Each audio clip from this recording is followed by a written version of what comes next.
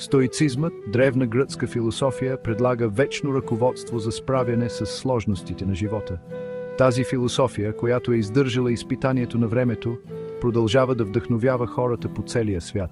Основан от Зенон от Китиум около 300 грама пърнасе, стоицизмът набляга на добродетелта като единствен път към истинско щастие или евдемония. Зенон и неговите последователи вярвали, че добродетелта е достатъчна за щастие. Тази философия ни учи да се фокусираме върху това, което можем да контролираме, нашите мисли и действия, и да приемаме това, което не можем. Това включва приемането на съдбата и неизбежните промени в живота.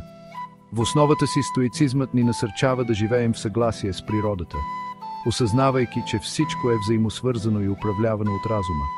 Тази хармония с природата е ключова за стоическото разбиране на света. Като се съобразяваме с този естествен ред, можем да намерим спокойствие сред неизбежните житейски предизвикателства. Това спокойствие ни помага да се справяме с трудностите по-лесно и с по-малко стрес. Стоицизмът не се застъпва за потискане на емоциите, а по-скоро за трансформация на нашата перспектива. Чрез промяна на начина, по който възприемаме събитията, можем да намалим негативните емоции. Той предоставя практични инструменти за управление на емоциите ни, намаляване на страданието и водене на по-пълноценен живот. Тези инструменти включват техники за медитация и саморефлексия. Стоиците са вярвали, че външните обстоятелства, като богатство, здраве и социален статус, в крайна сметка са без значение за нашето щастие. Те подчертавали важността на вътрешния мир и личната добродетел. Вместо това, те са се фокусирали върху култивирането на вътрешна сила, мъдрост и добродетел. Тези качества са смятани за истинските източници на щастие и удовлетворение. Чрез овладяване на себе си ние придобиваме контрол над емоциите и реакциите си, независимо от външните събития. Това ни позволява да живеем по-спокойно и с по-голяма яснота. Централно място в стоицизма заема непоколебимата вяра, че добродетелта е единственото благо. Добродетели като мъдрост, справедливост, смелост и умереност не са просто абстрактни идеали. Те са самите основи на един смислен и пълноценен живот. Стоиците са разглеждали добродетелта като състояние на битието, постоянно стремеж към съвършенство в мисълта и действието.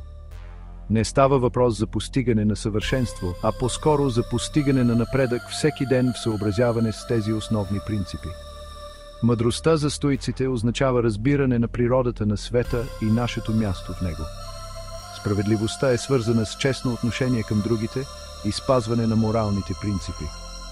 Смелостта означава да се изправяме пред страховете си и да отстояваме това, което е правилно, дори когато е трудно. Умереността, често разбирана погрешно като самоконтрол, обхваща здравия разум във всичко. Става дума за намиране на баланс в нашите желания и избягване на крайности, които могат да доведат до страдание. Чрез култивиране на тези добродетели, ние култивираме вътрешна сила и устойчивост. Стоицизмът разпознава силата на нашите емоции, но ни предупреждава да не се оставяме да бъдем управлявани от тях. Вместо това, той ни учи да ги разбираме и да ги използваме като инструмент за личностно развитие. Отрицателните емоции, като гняв, страх и тревожност, често проистичат от нашите преценки за събитията, а не от самите събития. Те могат да бъдат мощни, но не трябва да ни контролират. Стоиците са вярвали, че като променим нашите възприятия и тълкувания, можем да трансформираме емоционалните си реакции. Това е ключът към истинската емоционална устойчивост. Това не означава да отричаме чувствата си, а по-скоро да се научим да ги наблюдаваме, без да им позволяваме да диктуват действията ни. Наблюдението е първата стъпка към разбирането. Една от ключовите стоически практики за култивиране на емоционална устойчивост е дихотомията на контрола. Тя ни помага да разграничим между това, което можем и не можем да контролираме. Този принцип ни насърчава да фокусираме енергията си върху това, което можем да контролираме, нашите мисли, преценки и действия, и да приемаме това, което не можем да контролираме, външни събития, действията на другите и дори собствените си тела. Това е основата на стоическата философия. Като усвоим този принцип, ние се освобождаваме от ненужната тревожност и безпокойство. Това ни позволява да живеем по-спокойно и с повече яснота. Научаваме се да приемаме нещата, които не можем да променим, и да се фокусираме върху това, което наистина е в нашата сфера на влияние. Това е пътят към истинската емоционална свобода и устойчивост. Четвърта част – съгласуване на действията с думите. Стоицизмът набляга на важността да живеем в съответствие с нашите принципи. Не е достатъчно просто да говорим за добродетел, ние трябва да я въплъщаваме в ежедневието си. Нашите действия, както са вярвали стоиците, говорят повече от думите. Всеки избор, който правим, независимо колко малък, е възможност да практикуваме добродетел. Независимо дали общуваме с любим човек, справяме се с трудна задача или реагираме на предизвикателна ситуация, нашите действия разкриват истинския ни характер. Стоиците са вярвали, че истинското удовлетворение идва не от външното признание, а от това да живеем в съответствие с нашите ценности. Когато действията ни отразяват нашите принципи, ние изпитваме чувство на вътрешен мир и цялостност, което не може да бъде разклатено от външни обстоятелства.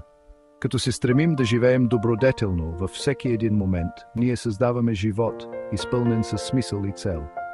Ние ставаме пример за принципите, които ценим, вдъхновявайки другите да правят същото. Пета част – приемане на естествения ред. Стоицизмът ни учи да живеем в хармония с природата, осъзнавайки, че всичко е взаимосвързано и управлявано от разума. Това не означава да отхвърляме прогреса или технологичния напредък, а по-скоро да ги подхождаме с чувство за перспектива и разбиране. Стоиците вярвали, че като изучаваме природния свят, ние получаваме ценни прозрения за начина, по който функционира Вселената и нашето място в нея. Научаваме се да ценим цикличния характер на живота, неизбежността на промяната и важността да се адаптираме към обстоятелствата. Като се съобразяваме с естествения ред, ние намираме чувство за мир и приемане.